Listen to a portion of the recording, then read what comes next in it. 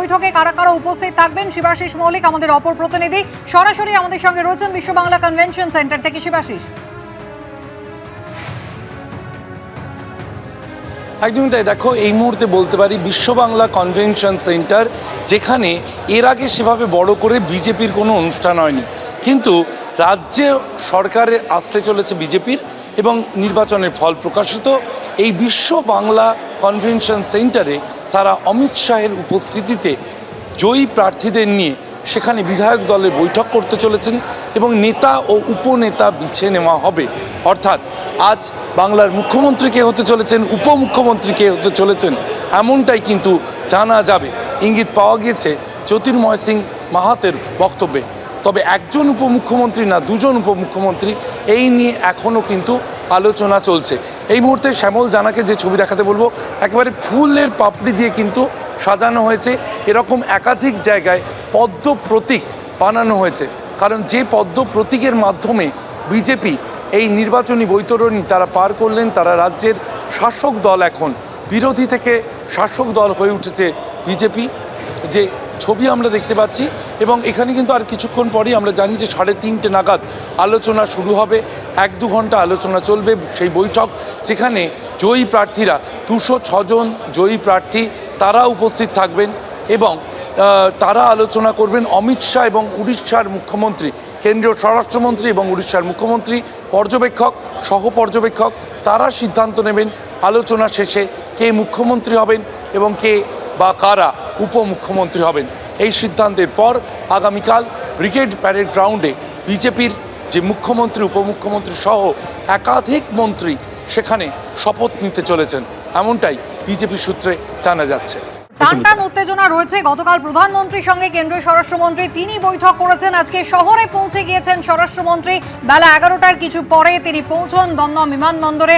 সেখান থেকে তিনি সরাসরি রওনা হয়ে যান দক্ষিণেশ্বরে, মা ভবতারিণীকে পুজো দেন এবং ইতিমধ্যেই তিনি ফিরে এসেছেন নিউ টাউনের হোটেলে, যেখানে আজ দফায় দফায় বৈঠক করবেন অমিত শাহ। কথা বলতে সরাসরি চলে যাব, আমাদের প্রতিনিধি উজ্জ্বল মুখোপাধ্যায় রয়েছেন আমাদের সঙ্গে। উজ্জ্বল, গোটা রাজ্যের মানুষ শুধু নয়, গোটা দেশের মানুষ অপেক্ষায় রয়েছেন যে পশ্চিমবঙ্গে প্রথমবার বিজেপি আগামীকাল আনুষ্ঠানিকভাবে সরকার তৈরি করবে, শপথ নেবেন। কি হবেন মুখ্যমন্ত্রী, কাদেরই বা নাম থাকবে এই মন্ত্রিসভায়? দেখো, একেবারেই বিজেন্দ্র যেটা বলছিল, প্রাথমিকভাবে বলা যেতে পারে বা বিজেপির অন্দরমহলে কান পাতলে যে কথা শোনা যাচ্ছে সেটা হচ্ছে শুভেন্দু অধিকারী তিনি মুখ্যমন্ত্রী হতে চলেছেন, এমনটাই বিজেপির নানা মহল সূত্রে খবর। পাশাপাশি এটাও কিন্তু মনে করা হচ্ছে যে অতীতে দেখা গেছে যে মুখ্যমন্ত্রী বাছাই ক্ষেত্রে বিজেপি কিন্তু তাদের কতগুলি ক্রাইটেরিয়া আছে এবং কতগুলি চমক তারা রাখতে চান। ঠিক যেমন দিল্লির মুখ্যমন্ত্রী বাছাই করার ক্ষেত্রে শেষ মুহূর্তে নাম ঘোষণা করা হয়েছিল, উত্তরপ্রদেশের ক্ষেত্রেও কিন্তু যোগী আদিত্যনাথ তিনি প্রাথমিক আলোচনায় কোনো স্তরে ছিলেন না।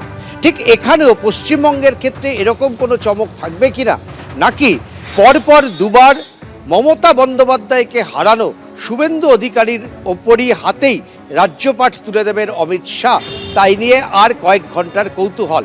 তবে বিজেপির অন্দরমহল সূত্রে যেটা খবর, যে যারা অবজারভার হিসাবে রাজ্যে এসেছিলেন, বিপ্লব দেব থেকে শুরু করে ভূপেন্দ্র সিং যাদব এবং অন্যান্য যারা নেতৃত্ব ছিলেন, প্রত্যেকেই কিন্তু তারা তাদের নিজস্ব যে মত সেক্ষেত্রে কিন্তু শুভেন্দু অধিকারীর পক্ষেই বলেছেন। কারণ তারা মনে করেন যে গত 5 বছর ধরে বিজেপিকে যেভাবে রাস্তায় নামিয়ে আন্দোলন করা, বিধানসভার ভেতর এবং বিধানসভার বাইরে যে লড়াই, সেটার নেতৃত্ব ছিল শুভেন্দু অধিকারীর হাতে এবং বিধায়কদের সঙ্গে নিয়ে চলা, এটাও কিন্তু শুভেন্দু অধিকারীকে মনে করা হচ্ছে যে তিনি এই 5 বছরে সফল।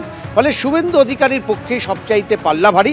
আমি দেখাতে বলবো একবার অজয়কে, যে দেখো এই যে হোটেল আমরা দেখলাম কিছুক্ষণ আগে, সেখানে এসে প্রবেশ করেছেন বিপ্লব দেব, যিনি অবজারভার এবং অত্যন্ত গুরুত্বপূর্ণ দায়িত্ব সব সামলেছেন, তিনিও এখানে এসেছেন। অমিত শাহ রয়েছেন, শ্রমিক ভট্টাচার্য রয়েছেন শুভেন্দু অধিকারী, এছাড়াও যারা বিজেপির শীর্ষ নেতৃত্ব বারবার এই নির্বাচনের প্রক্রিয়ার মধ্যে এসেছেন, তাদের মধ্যে বেশ কয়েকজন উপস্থিত রয়েছেন। ফলে মনে করা হচ্ছে যে এখানেই এই প্রাথমিক আলোচনাটা সেরে নেবেন অমিত শাহ। এবং অবশ্যই দিল্লিতে যেহেতু তাদের হাই প্রোফাইল কমিটি যেটা রয়েছে সেটা দিল্লিতে, তাদের সঙ্গে অমিত শাহ কথা বলে নেবেন। সুবিধা হচ্ছে যেহেতু অমিত শাহ নিজে পর্যবেক্ষক, ফলে তার কাছ থেকে কাছে এই বিষয় প্রক্রিয়াগুলো সম্পন্ন করা অনেকটাই সোজা। ফলে শেষ পর্যন্ত কে হবেন সেটা নিয়ে আলাপ আলোচনা হবে। 4টের সময় কনভেনশন। আগামীকাল কিন্তু অত্যন্ত গুরুত্বপূর্ণ দিন, 25শে বৈশাখ, যেদিন প্রথমবার পশ্চিমবঙ্গে বিজেপি সরকার গঠন করবে, আনুষ্ঠানিকভাবে শপথ নেবেন। কিন্তু কে হবেন এই রাজ্যের প্রথম বিজেপি মুখ্যমন্ত্রী? প্রশ্ন অত্যন্ত গুরুতর। গতকাল গুরুত্বপূর্ণ বৈঠক হয়েছে প্রধানমন্ত্রীর সঙ্গে অমিত শাহ। ইতিমধ্যেই অমিত শাহ তিনি শহরে এসে পৌঁছে গিয়েছেন। আগামীকাল শপথ গ্রহণ অনুষ্ঠানে প্রধানমন্ত্রী উপস্থিত থাকবেন। তবে গতকালকের এই বৈঠক কিন্তু নতুন করে জল্পনা তৈরি করেছে। বিজেন্দ্র সিংহ আমাদের প্রতিনিধি রয়েছেন আমাদের সঙ্গে। বিজেন্দ্র, কি নিয়ে আলোচনা হলো মূলত গতকালের এই বৈঠক? দেখো, একটা ইস্যু ছিল, সেটা ছিল পশ্চিমবঙ্গ কুসুমিতা। পশ্চিমবঙ্গে একদিকে মুখ্যমন্ত্রী পদত্যাগ করেনি, সেখানে গতকাল বিধানসভা ডিসলভ হয়েছে, কিন্তু তারপরে পরবর্তী সরকার গঠনের প্রক্রিয়া কিভাবে এগোচ্ছে সেসব প্রধানমন্ত্রীকে ব্রিফ করেছেন স্বরাষ্ট্রমন্ত্রী অমিত শাহ। এবং আগামীকাল প্রধানমন্ত্রী নিজে শপথ গ্রহণ অনুষ্ঠানে আসবেন। গতকাল পাটনাতে শপথ গ্রহণ অনুষ্ঠান ছিল, সেখানে তিনি ছিলেন, প্রধানমন্ত্রী সেখানে ছিলেন, কিন্তু আগামীকালের শপথ গ্রহণের উপর সবার নজর রয়েছে। বিশেষ করে কে মুখ্যমন্ত্রী হবেন এবং বাকি কারা মন্ত্রী শপথ নেবেন, কোন মডেলটাকে অ্যাডপ্ট করবে বেঙ্গলের জন্য কেন্দ্রীয় নেতৃত্ব বিজেপির, সেটা দেখার বিষয়। একজন মুখ্যমন্ত্রী হচ্ছেন সেটা তো জানাই রয়েছে, কিন্তু তার সঙ্গে সঙ্গে কি ডেপুটি চিফ মিনিস্টারও করা হবে, সেক্ষেত্রে কাকে করা হবে, এসব নিয়ে গতকাল প্রধানমন্ত্রীর সঙ্গে দীর্ঘক্ষণ রাত্রিরে বৈঠক করেছেন অমিত শাহ, যার জন্য তিনি গতকাল যেতে পারেননি কলকাতায়। আজ সকালে তিনি কলকাতা গেছেন এবং সূত্র মারফত যারা যে ইঙ্গিত আমরা পাচ্ছি, কি মুখ্যমন্ত্রী নিয়ে কোনো দুটো মত নেই, শুভেন্দু অধিকারী মুখ্যমন্ত্রী হবেন এবং তিনি আগামীকাল শপথ নেবেন। আজকে যখন 4টের সময় বিশ্ব বাংলা কনভেনশন সেন্টারে বিধায়কদের মিটিং হবে, সেখানে একটাই নাম প্রস্তাব করা হবে বিধায়কদের তরফ থেকে এবং সেখানে অমিত শাহ উপস্থিত থাকবেন। সেখানে শুভেন্দু অধিকারীকে সর্বসম্মতভাবে বিধায়ক দলের নেতা বেছে নেওয়া হবে এবং তারপর তিনি রাজভবনে যাবেন কয়েকজন সিনিয়র নেতাদের সঙ্গে এবং সেখানে দাবি পেশ করবেন সরকার করার জন্য।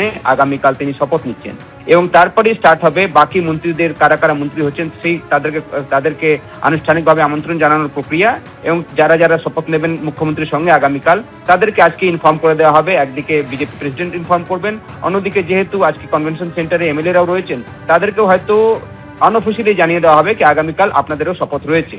এখানে আরো একটা কোশ্চেন উঠছে, কি ডেপুটি চিফ মিনিস্টারও কি রাখা হবে? কেন বিহারে আমরা দেখছি বা অন্য রাজ্যগুলোতে বিজেপি ডেপুটি চিফ মিনিস্টার রেখেছে একটা মেসেজ দেওয়ার জন্য বিভিন্ন কমিউনিটির লোককে বা মহিলাদেরকে, বা নর্থ বেঙ্গল সাউথ বেঙ্গলের আমাদের একটা বিতর্ক রয়েছে, সেক্ষেত্রে এটাও কি থাকবে? সেটা নিয়ে গতকাল প্রধানমন্ত্রীর সঙ্গে কথা বলেছেন অমিত শাহ।